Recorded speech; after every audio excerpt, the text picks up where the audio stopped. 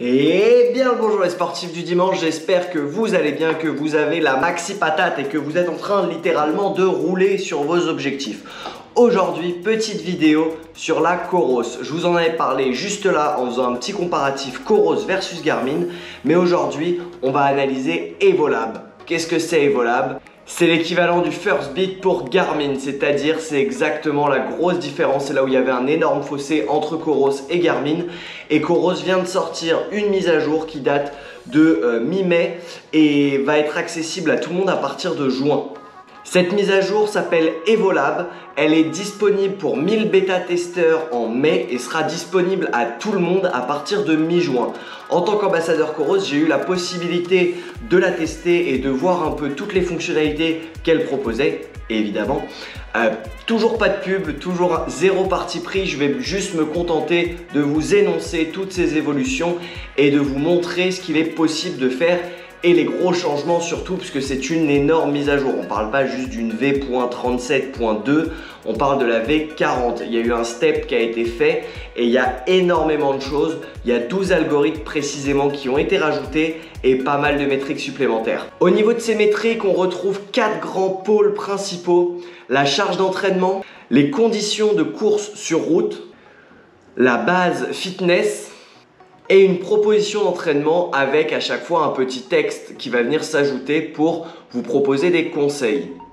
Au niveau de la montre, ces 4 pôles sont répartis en 4 cadrans bien précis qu'on peut détailler. Je vais sûrement vous mettre des captures d'écran ici parce qu'au moment du tournage, je me suis rendu compte que vous ne voyez rien sur la montre. Donc je vais sûrement intégrer des captures d'écran pour que ce soit plus joli. Toutes ces informations, vous les retrouvez au niveau du petit bouclier sur l'application. En bas à droite, et c'est là que vous allez avoir toute la mise à jour principalement qui va venir s'appliquer. Pour cette mise à jour, vous savez que normalement Garmin Fitbit est beaucoup plus précis, pour la Garmin le Fitbit est beaucoup plus précis si jamais vous avez un capteur cardio, puisque l'algorithme Garmin se base pour ses calculs sur le capteur de fréquence cardiaque et détermine, extrapole toutes vos données à partir de ça. C'est la donnée principale. Coros, eux, ont fait un autre choix. Ils se basent aussi, donc pas que sur la fréquence cardiaque. C'est évidemment mieux si vous avez un capteur cardiaque au niveau du thorax. Mais si vous ne l'avez pas, c'est pas grave puisqu'ils se basent aussi sur les temps de prédiction d'allure de course. Toutes ces mises à jour concernent exclusivement, et c'est là où je suis un peu triste, c'est que ça concerne exclusivement des données pour la course à pied et même pas le trail, c'est-à-dire que c'est vraiment axé course et course sur route, c'est-à-dire que vous allez avoir vos temps pour semi, pour marathon, des temps prédictifs, des charges d'entraînement, mais ça va être totalement faussé une fois que vous l'emmenez en trail. Si vous faites du vélo, il n'y aura pas de gros changements, c'est vraiment pour la course à pied sur route que les changements sont monstrueux. Mais reprenons tout de suite par des grands points et j'ai envie de commencer ce premier point par le suivi de la charge d'entraînement. Sur la montre, vous allez retrouver un widget avec 4 affichages. J'essaierai de vous mettre des captures d'écran si j'ai réussi à les faire propres à chaque fois. Donc 4 captures d'écran, 4 écrans sur la montre. La première, le niveau de fatigue, la condition physique et la charge d'impact. Sur le deuxième écran, la charge d'entraînement à 7 jours. Sur le troisième, la distribution des intensités sur 4 semaines. Un cycle complet, et ensuite l'écran 4, comme à chaque fois, il va venir vous donner des conseils écrits pour vous dire reposez-vous, faites un fractionné. C'est des petits conseils hyper rapides qui peuvent vous aiguiller sur ce que vous avez à faire. Mais alors, qu'est-ce que la charge d'impact? Ça équivaut, actuellement la version est en anglais, donc ça équivaut à l'acute training load. Ouais, je reviens des States, je sais, ne jugez pas ça. La condition physique correspond au chronic training load. La fatigue, c'est le ratio des deux ramené sur 100. Ensuite, deuxième point, le training effect. Qu'est-ce que c'est? Ça existait déjà, ils l'ont juste un peu remodelé pour que ce soit plus joli, plus visible et plus facile d'utilisation. Et il s'agit en fait de votre pourcentage d'anaérobie et d'aérobie pendant l'entraînement. Ces données existaient déjà dans l'application, elles ont juste été rajoutées sur la montre et maintenant vous y avez accès sur la montre de manière beaucoup plus fluide. On vient ensuite en troisième point retrouver la durée de récupération sur la montre avec pareil le premier écran qui est l'endurance et les recommandations d'intensité pour les prochaines sorties et l'écran 2 qui est une recommandation écrite. Et là où j'ai trouvé très fort cette mise à jour, c'est sur les prédicteurs de course. Autant ma Garmin, ils étaient éclatés, on m'annonçait des trucs qui n'étaient même pas cohérents entre eux. C'est-à-dire qu'on pouvait, ma Garmin m'annonçait un marathon en 2h45, 48, faut aller le chercher, et m'annonçait un semi par contre en 1h35. Je sais pas trop comment c'est possible, mais du coup sur Coros là, alors il y a quelques problèmes de prédiction qui sont pas très justes.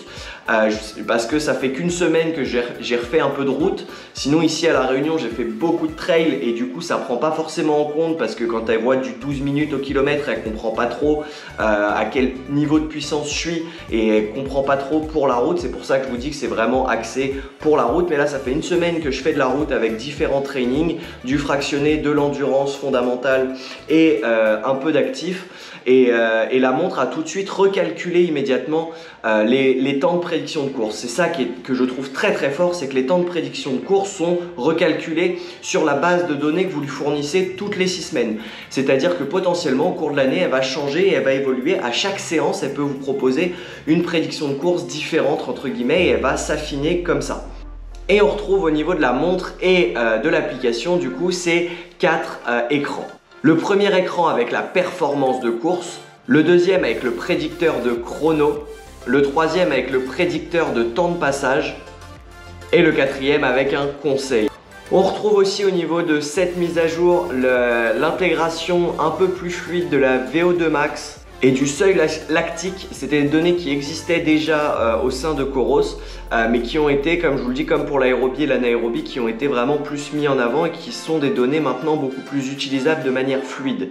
Voilà pour les 4 grands points qu'on peut retrouver. Et si jamais je vous fais un petit listing et un petit récapitulatif de tout ce qu'on retrouve sur cette évolution d'Evolab, on va retrouver les 13 points suivants. La charge d'entraînement, la condition physique, la fatigue, la charge d'impact, le training effect, la durée de récupération, la distribution des intensités et les gros changements sont les prédicteurs de course, le niveau sur marathon, la performance de course si vous étiez vraiment à bloc ou pas, l'objectif de votre entraînement, quel doit-il être, votre VO2 max en course à pied qui là par contre est directement lié à l'AFC. Si vous l'avez au poignet ou si vous avez un cardio fréquence mètre, ce sera bien plus précis forcément. Et le seuil lactique, fréquence cardiaque et allure.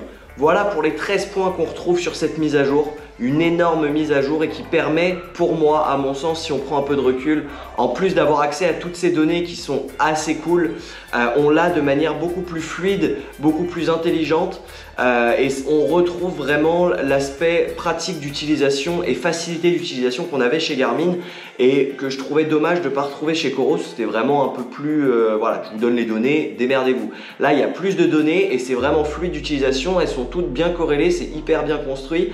Vous allez sur le bouclier dans l'application, tout est chronologique entre guillemets et même dans votre montre vous y avez accès de manière super facile. Donc voilà, un gros plus, cette mise à jour Evolab, moi elle m'a vraiment plu de ouf. Je trouve que ça change totalement l'utilisation et l'expérience utilisateur de la montre Coros.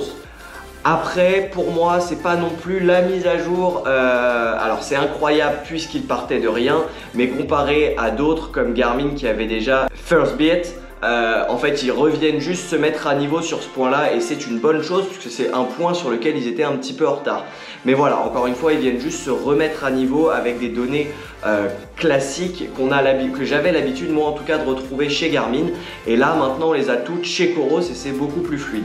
Voilà pour cette petite conclusion. J'espère que la vidéo t'a plu, que ça t'a aidé à te servir un peu de cette mise à jour et à la comprendre si tu as déjà une Coros. Si tu n'as pas de Coros, je t'invite à te faire ton avis, surtout à prendre connaissance de tout ce qui existe sur le marché. Il y a plein de marques, plein de montres, plein de possibilités et je suis sûr que tu en trouveras une chez Coros ou non qui sera adaptée à ta pratique et ça reste ça le plus important.